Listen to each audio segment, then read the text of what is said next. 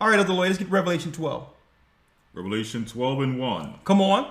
And there appeared a great wonder in heaven, a woman clothed with the sun, and the moon under her feet, and upon her head a crown of 12 stars. A crown of 12 stars, which represents the 12 tribes of Israel. And she being with child cried, travailing in birth, and pain to be delivered. And pain to be delivered, read. And there appeared another wonder in heaven, and behold, a great red dragon. A great red dragon. Now let's see who this dragon is. Having 7 heads and 10 horns and 7 crowns upon his heads. The 7 heads represents the 7 mountains of Rome. The 10 horns are the original EU, the union of the European nations that was consolidated by the Roman Empire with a confederacy against us. Every time they would attack us and we would go someplace else, they would align themselves with Arabs, Ishmael, as the conspiracy states in Psalm 83, to help them, to help their continual attack and pillage against Jacob. Read. Verse 4, and his tail drew the third part of the stars of heaven, and did cast them to the earth, and the dragon stood before the woman, which was ready to be delivered, for to devour her child as soon as it was born. So this is what? This is near Herod. The governor Herod, set up by Esau, who was also an Edomite. Herod, who what? Who wanted the wise men to bring Christ to him in order for him to sacrifice Christ to their gods. He was seeking to kill the child. Edomites. The same way they prey on the ignorance of straight crazy people. Ignorant people. Who they think people are dumb. Oh yeah, it's a woman's body. It's her choice. These blood-drinking Satanists have actually did what? Have desensitized the world to a degree that unborn children aren't even safe. And it's the same people that's behind the serpent, that's behind that legislation.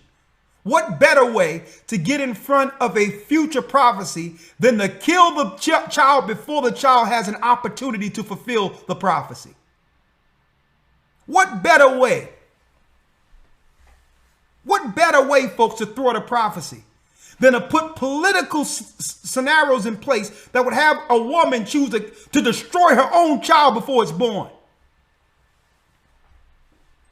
We're reading it right here. They wanted to do that to Christ. They wanted him dead at birth, knowing the prophecy. What is the prophecy? The elder shall serve the younger. So Esau was waiting to gain political power in order to do what? To enforce the threat that was given by his father. The Edomites. The threat was, no sooner as our father Isaac dies, I'm coming after our brother Jacob. They just needed the political fortitude to do so. So when you see other people coming into your neighborhoods and all that being lined under immigration, you need to look at that entirely different, folks. This is social engineering by Esau. And he's going to use the phylactery to finish our people off. And I'm going to show you what the phylactery is. Read. Verse 5. And she brought forth a man-child who was to rule all nations with a rod of iron. Come on. And the child was caught up unto God and to his throne.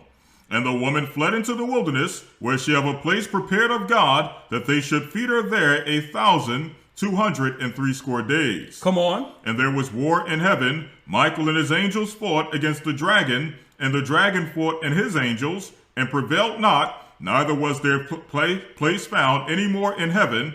And the great dragon was cast out, that old serpent called the devil and Satan. That old serpent called what? The devil and Satan. The devil and Satan. Which deceiveth the whole world. How do he deceive the whole world? He used media. He used psychology. See, but if you know you're Israel, you're not going for it. And this is why they said what? Well, Any Israelites with any sense wouldn't go for it. But you got even Israelites saying, oh yeah, well Esau say we always took these injections and all this other stuff. Hey, it's okay. I'm fine. Out of their minds. On one hand, you call Esau the devil. And on the other hand, you follow everything he say. He becomes your daddy. Putting and placing your people in harm's way.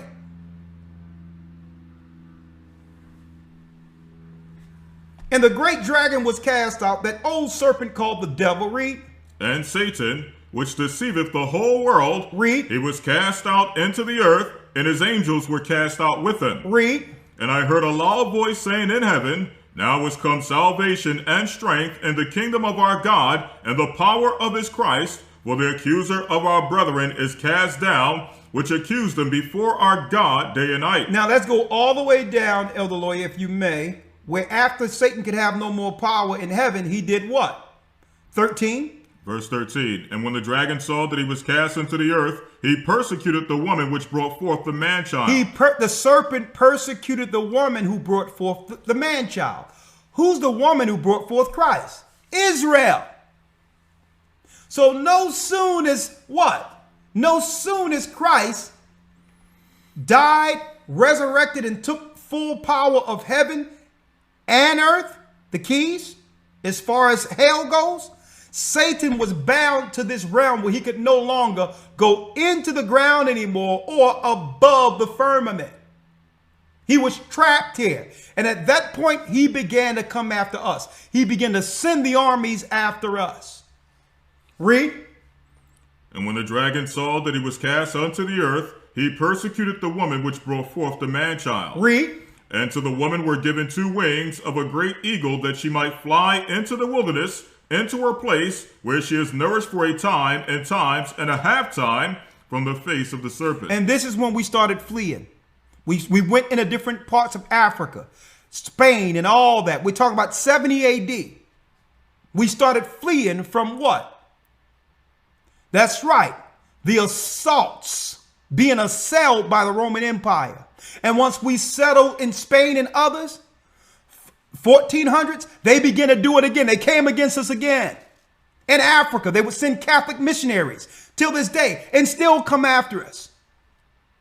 And now we're in the cities, minding our business. We don't have what?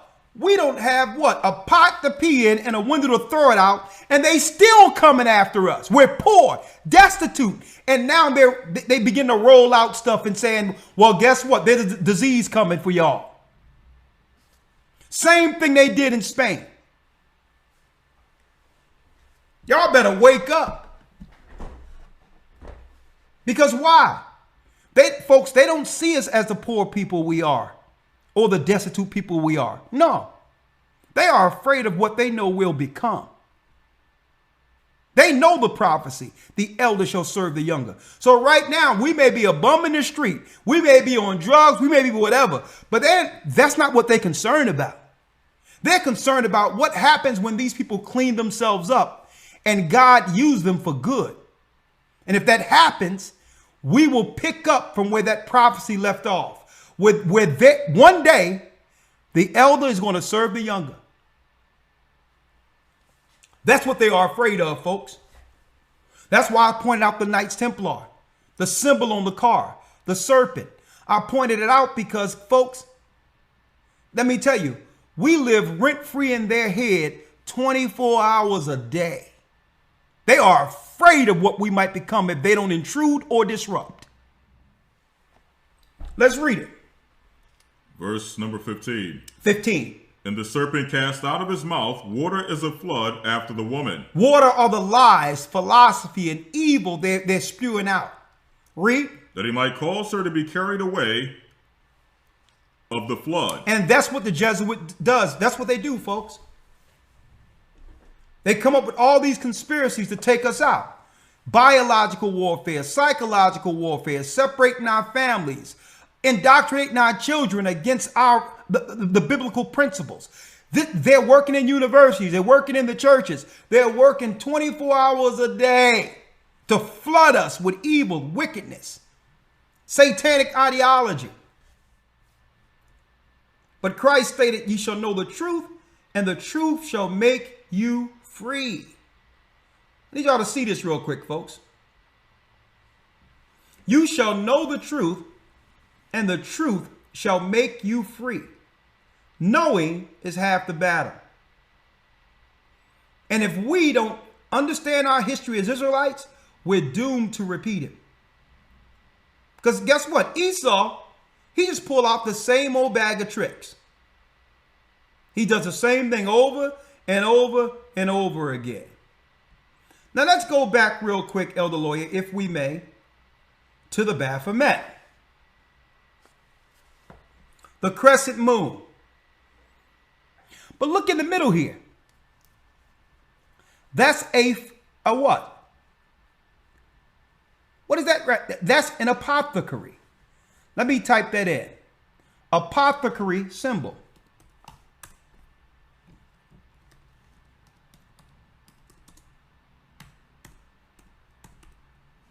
Apothecary symbol. Right?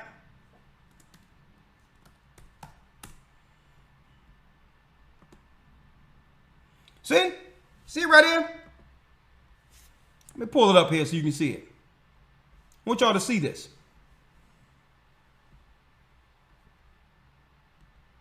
See that? See that apothecary symbol? So what will he use with Esau? What insight will the devil give Esau in the Arabs? To destroy God's people.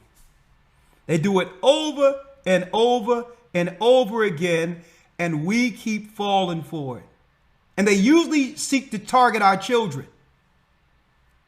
Oh yeah, you want to go to school? Okay, well, you got to stay healthy now. Oh, your baby's born. You're irresponsible unless we keep them healthy. Because they're after the child. This is what they'll use. So what they'll do, they'll go into these immigrant countries. The synagogue of Satan does. He go into these countries and he trained the poor, those people who aren't doing anything, and bring them to school over in the United States and make them doctors.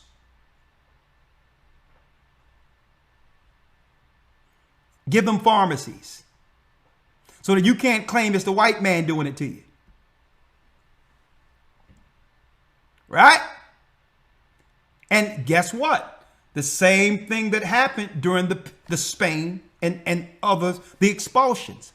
Before they were able to move us out of any areas in past time, folks, a so-called disease broke out first.